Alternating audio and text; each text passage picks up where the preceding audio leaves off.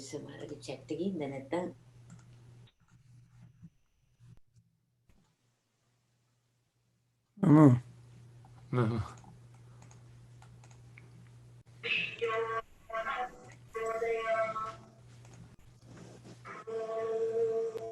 Good morning. Good morning.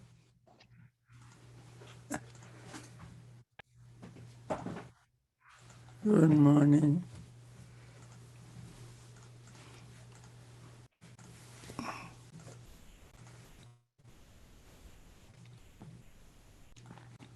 Okay, Bante. Ready? Ready. Let us begin with our metta meditation. May all beings be happy and secure. May all beings have happy minds, whatever living beings beings there may may be. be.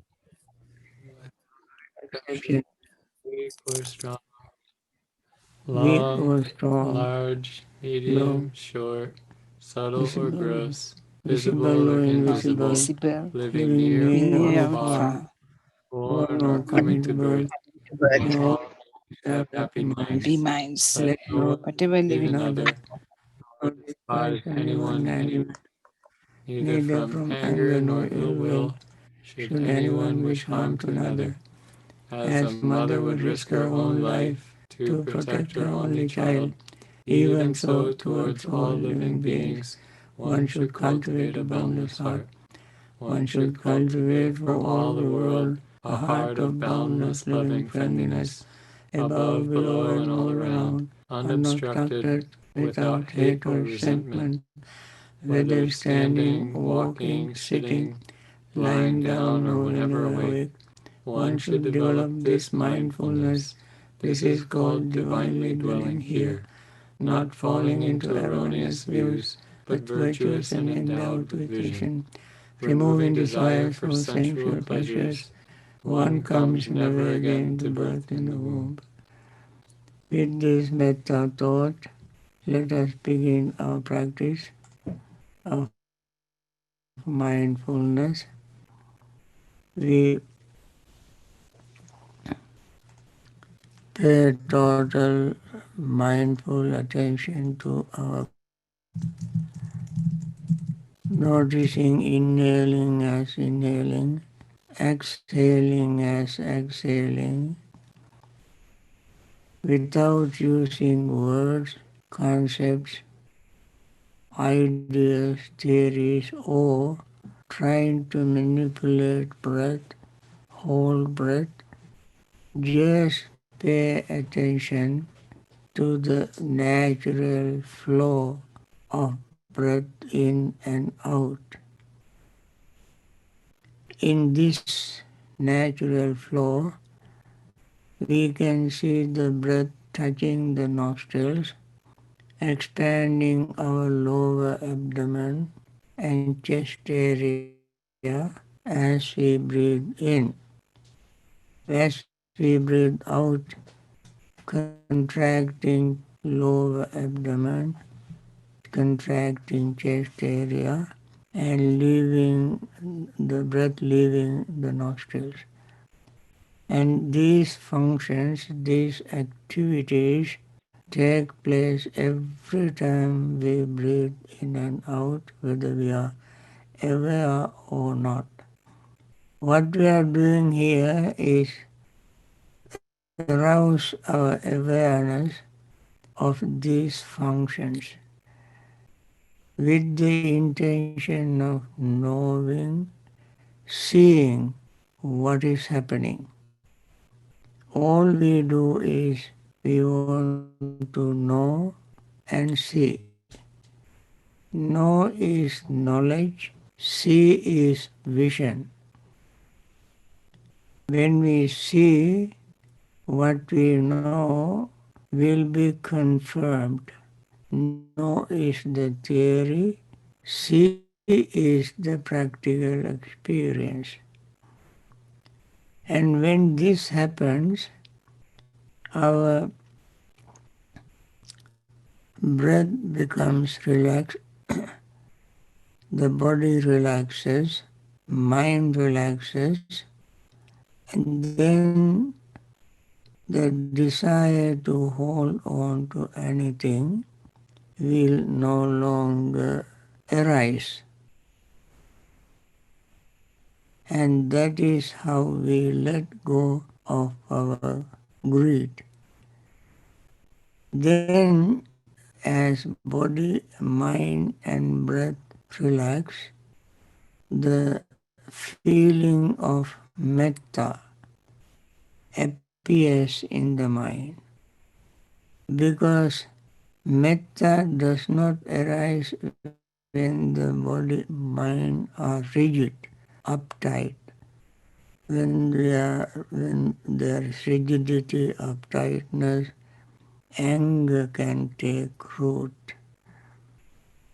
And therefore, when everything is relaxed, loosen up, metta feeling will arise.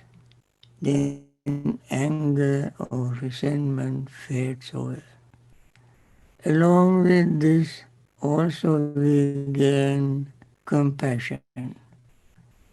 When compassion arises, cruelty disappears. Unfriendliness arises from cruelty. That disappears. So, friendliness or compassion begins to grow. Seeing this, we become more energetic, we are encouraged to practice because we see at least these results within our own mind and body. Therefore, our sleepiness and drowsiness fades away when we become energetic. Energy is against sleepiness. When you have a lot of energy, even in bed at night, you cannot sleep because too much energy. Here we count on the spiritual energy. When this happens, these 4 steps, greed fading away, resentment fading away, restlessness fading away, sleepiness and drowsiness fading away, letting go of thought arising, loving friendly feeling arising, compassion arising, energy arising, we gain confidence in these steps. We see the system works. This practice works.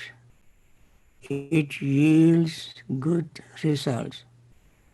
Then confidence grows. When we have these factors in mind, we feel joy. Joy arises because no longer hindrances are there. Instead of positive things arise, and we become confident in our own practice, that ends up in arousing joy.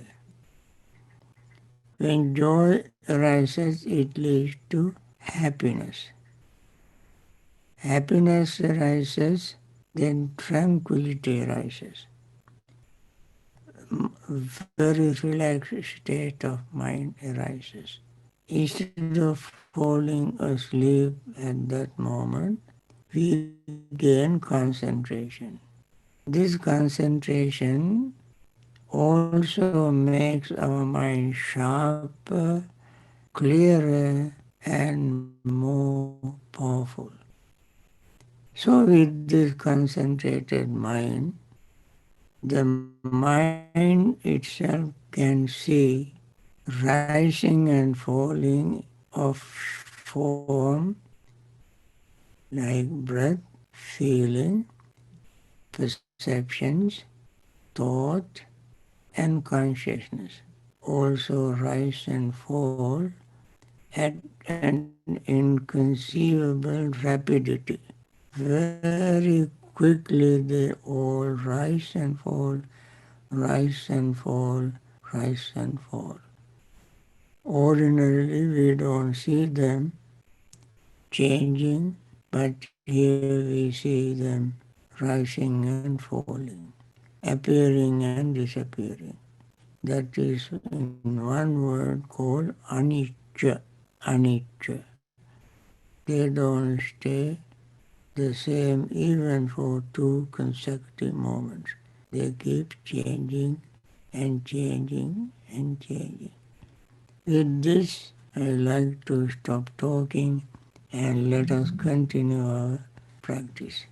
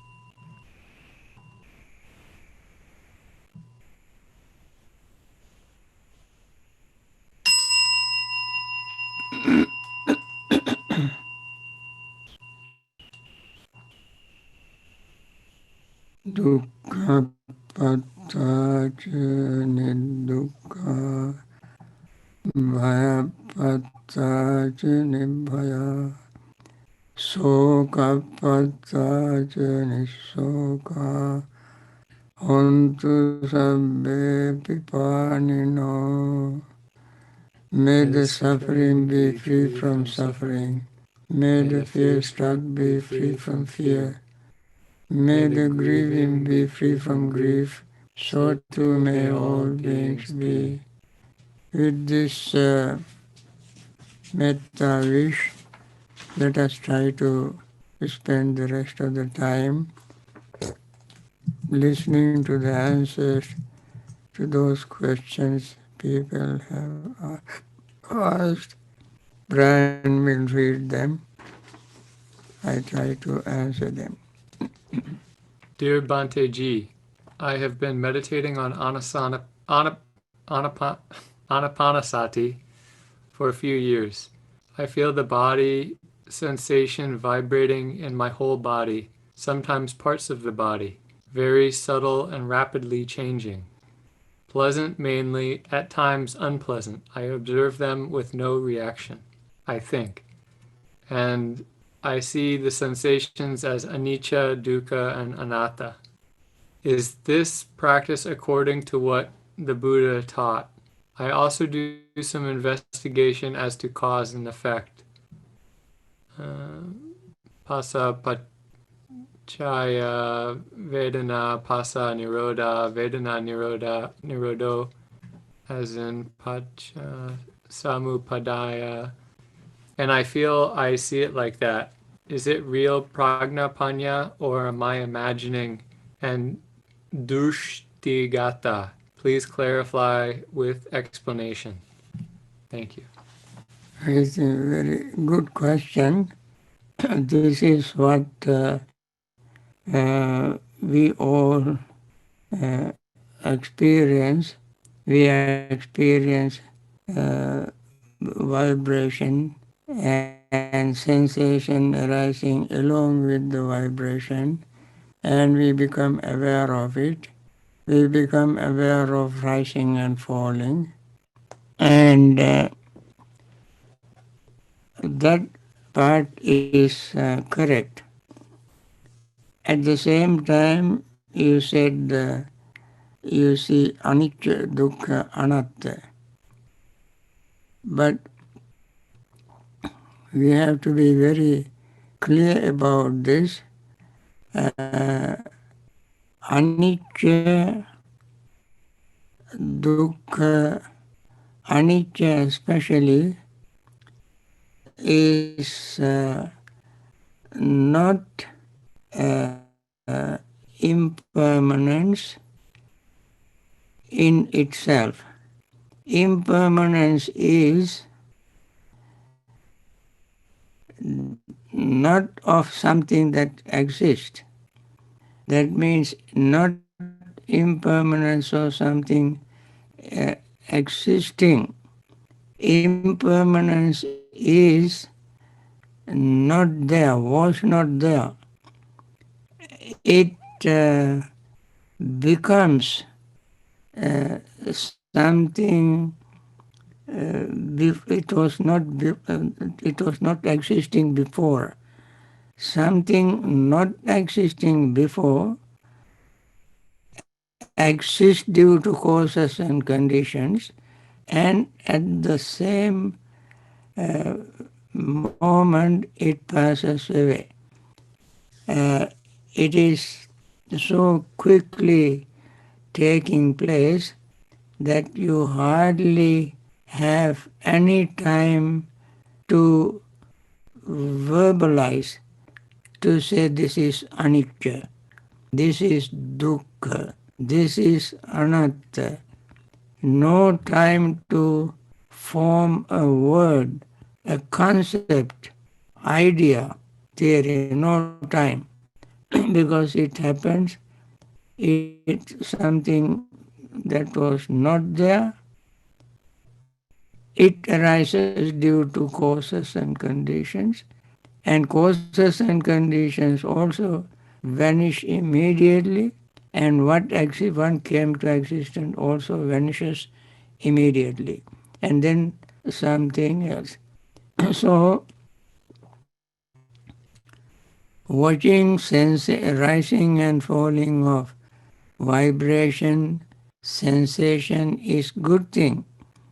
At the same time, uh, we have to comprehend, have a good vision of impermanence. Uh, and when we see impermanence, uh, we also become fully aware of the fact that the mind that notices impermanence also impermanence. The perception that arises at that time also is impermanent. Thought arises also impermanent. Consciousness arises impermanent. So all not only feeling, you spoke about the feeling or sensation, vibration, rising and falling, and so forth of sensation, feeling. A sensation or feeling, rising and falling, is true. Becoming aware of its rising and falling also is true. At the same time, without any gap, perception rises and falls, the materiality, solidity, cohesiveness or cohesion, radiation, oscillation, they also rise and fall at the same time, at the same speed. That means not the feeling aggregate alone, but other four aggregates also rise and fall at the same time. But none of them stays even for a fraction of a second. And this is very difficult for somebody to explain to somebody else. Only the meditator with a very sincere, honest intention can see it with concentrated state of mind. Concentrated state of mind. The concentrated state of mind is also not something permanent. Even that concentration also is in the state of motion, moving, flux. Within the concentration itself, there is such uh, appearing and disappearing. So, when we see this, not just with intellect, but with personal realization, only then we see that the desire to hold on to anything cannot hold on to anything. Even that particular desire is not permanent. When sometimes resentment, anger, uh, disappointment arises, that also is not permanent. In a way, there is no room for any emotion, uh, greed or hatred and so forth, to arise when the mind is fully preoccupied with this rising and falling, rising and falling, rising and falling. Then what happens? The mind becomes disenchanted, seeing it exactly as it is, seeing them exactly as they are, my disenchantment arises. The disenchantment also is not something negative. We call in Pali it's called nibbida. Nibbida. Then what arises at that state in that state of mind is what you call equanimity, impartiality, balanced state of mind.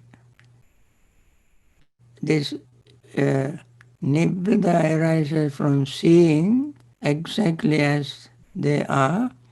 Seeing exactly as they are is the function of mindfulness, sati. Sati. When sati arises and sampajanya, that is seeing impermanence very clearly, arise. Sati is awareness, sampajanya is knowing impermanence exactly as it is. Then arises what is called upekha. Upekha means impartiality, seeing with impartial mental state, and that time, if we are not truly mindful or aware, then the thought that this is my impartiality can arise. Thought that this is mine, my impartiality, my mind, my concentration, my awareness, my vision, and so forth. The my can get in our way. My, I, mine can get in our way. That will not arise when the vision, insight grows perfectly well. That my mind is called thammayata. Thammayata. That is mine. That is mine. That that is mine concept does not arise in the mind. So seeing rising and falling of feeling is very good.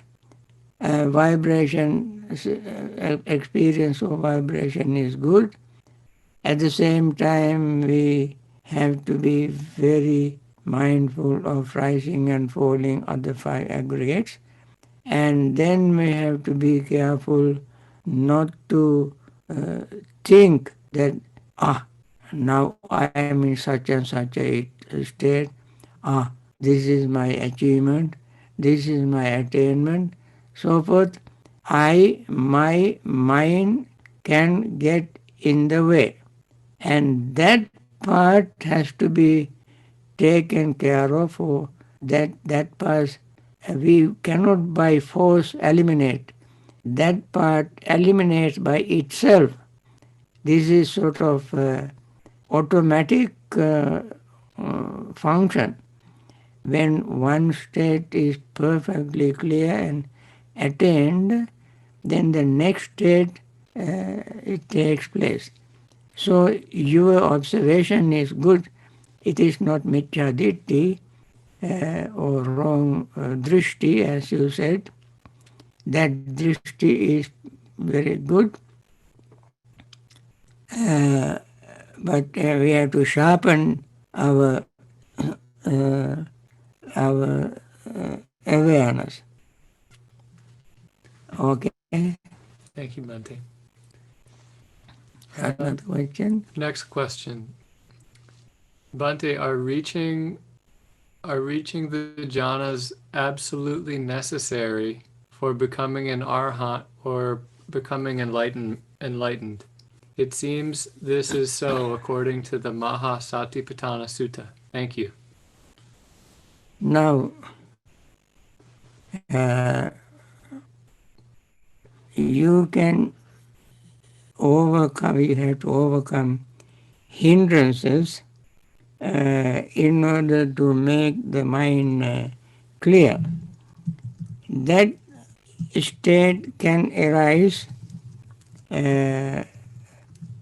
even when you are listening to a Dhamma talk, teaching Dhamma, contemplating the parts of the body, and investigating Dhamma and so forth, your hindrances will subside. That is very important to attain stream entry. You can see this references to this in several discourses in the Buddha. That means Vinivarna Chitta. While listening to Dhamma talk, the mind frees from Nivarana. Nivarana means obstructions. At least mainly these 5 major obstructions. And the last obstruction is avidya. Avidya obstruction. And then, of course, craving also is obstruction. When these obstructions are removed from the mind, then you gain clear vision. That is necessary. Of course, attaining jhanas is an additional embellishment, additional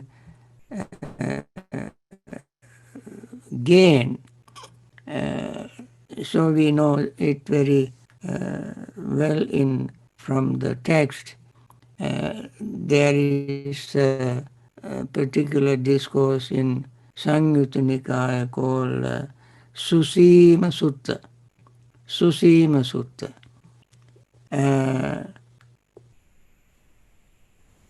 They gain concentration. In that sutta, it is said that the Susima was listening to some monks coming to the Buddha declaring that they have attained enlightenment. When they were leaving, Susima confronted them, met them, and asked, Venerable Sir, can you perform some miracles, like disappearing from one place and reappearing in some place? They said no. Can you read others' mind? They said no. And so forth. He asked many questions related to miracles. They said no. Then Susima concluded that they had not attained enlightenment. So they went to the Buddha and asked the Buddha. And Buddha explained that there is, it is possible for one to attain liberation without attaining full jhanas. But they all have to overcome hindrances and, of course, fetters in order to attain enlightenment. So there are many references to this fact, and therefore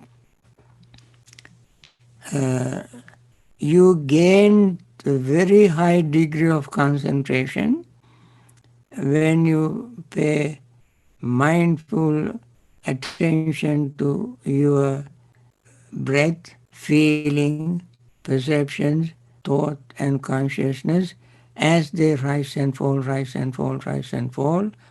You gain a necessary degree of concentration to overcome your fetters. Okay? Thank you, Bhante. Yeah. Dear Bhante, when I meditate and I am very still, I can feel and have strange and comfortable glimpses of emptiness. The five aggregates are non-self. After the meditation, I am wondering if this is the right path and should not pay attention and should I not pay attention to it. When you meditate, you uh, come to conclusion that there is no self, She gets glimpses of emptiness. The emptiness. five aggregates are non-self. Definitely they are non-self. That is very true. If you see it in not only in meditation, you can suspend them during meditation, sort of suppress. But when you come out of meditation, in your daily experience, you will see for yourself how many times you try to defend yourself. When somebody says something that you don't agree with that, but for you it seems very, very true, and you will vehemently defend yourself to say that this is the right thing. This kind of self-defense or thought or concept of self-defense comes from the notion of self. So you cannot say that you saw emptiness of the five aggregate. To see the emptiness of the five aggregate, not only during meditation, but even after meditation, you pay attention to aggregates any time when you are eating, drinking, talking, walking, and doing your business. Pay attention to aggregates and see whether, I mean, you are the testimony, you are the witness. Nobody can tell that. You have to be 100% honest and sincere, and ask yourself with that degree of sincerity, honesty, am I not trying to defend myself? Politically, economically, financially, socially, in the family, with friends and education, all kind of institutions, societies, history, and all these things. You have learned many, many, many subjects, and in various ways, and then you have certain fixed ideas, about such and such and such and such and such. If somebody, of course, everybody else doesn't have that kind of education, that kind of training, that kind of experience. Every person has his or her own personal experience from various sources, teachers, friends, and so on. And you have your own conclusion. When somebody says something against your conclusions, see whether you are impatient, whether you are upset, whether you are unfairly treated. They are narrow-minded, and they don't understand, and so on.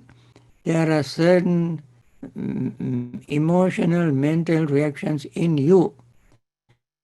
If any of them you see in you honestly and sincerely, you know for sure that you have not come to full understanding of emptiness. Greed can be there, anger can be there, confusion can be there, I consciousness can, and so forth.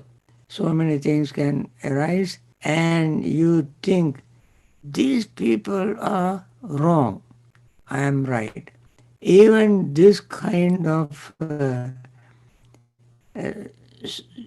self defensive thought arises in your mind, you know that you have your awareness of emptiness is not complete.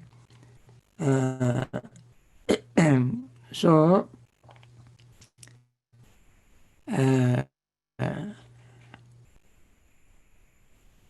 I want to conclude with the story of a monk. A monk was meditating, and he had previously had a wife, and he left, and he was meditating and attained very high level of meditation. He was, I think, was an arahant. Anyway, I don't remember that particular part, but the incident is this. This woman was very upset that he became a monk. Now she has a child. So, in order to make him feel guilty, she brought the child while he was meditating and put the child in front of him and walked away. The monk did not even open his eyes. He continued to meditate, and this woman walked away from him and walked some distance and then waited and waited and waited to see him opening his eyes and picking up this child.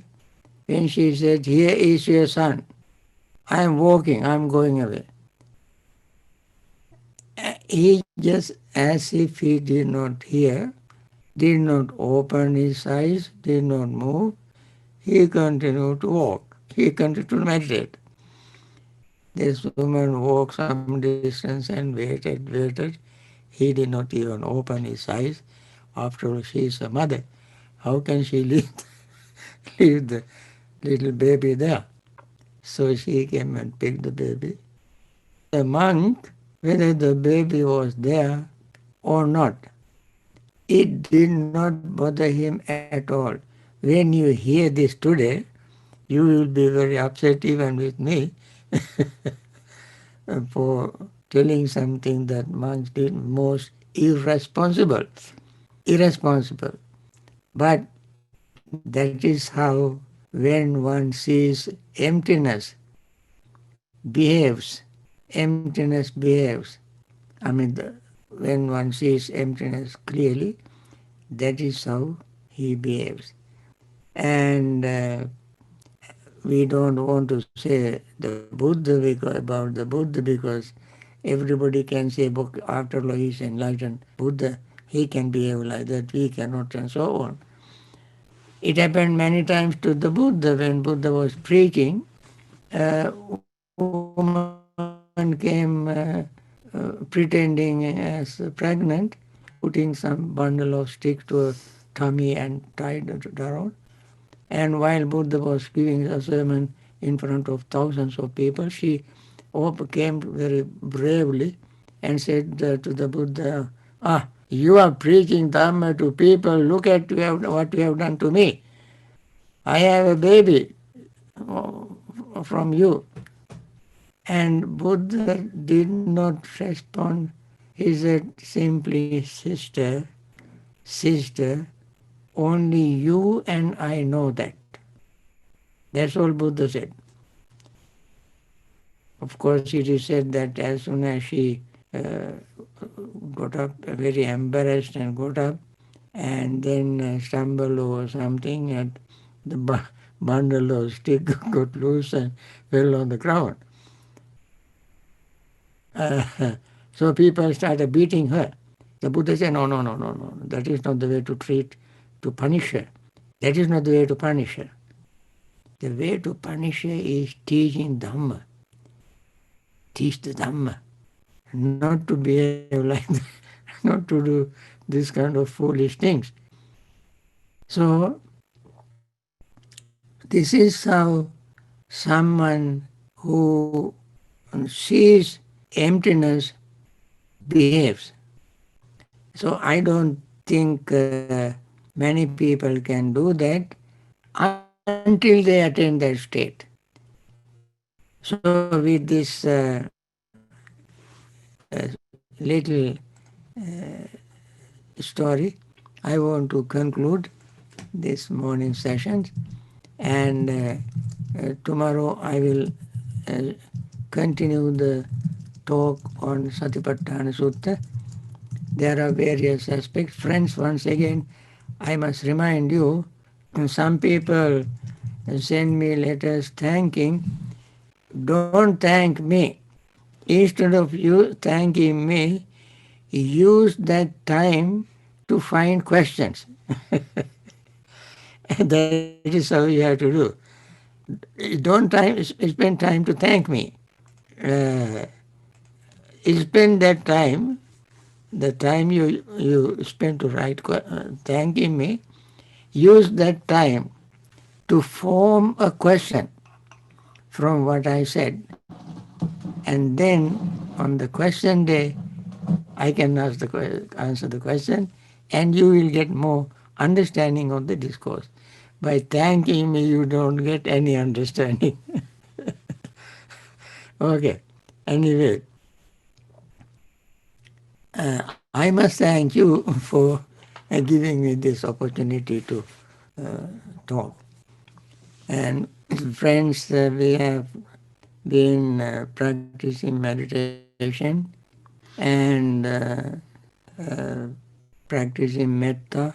We sincerely want to wish all those who are suffering be free from suffering and return to normal health, live long in good health, and understand Dhamma correctly, and liberate themselves from suffering more permanently.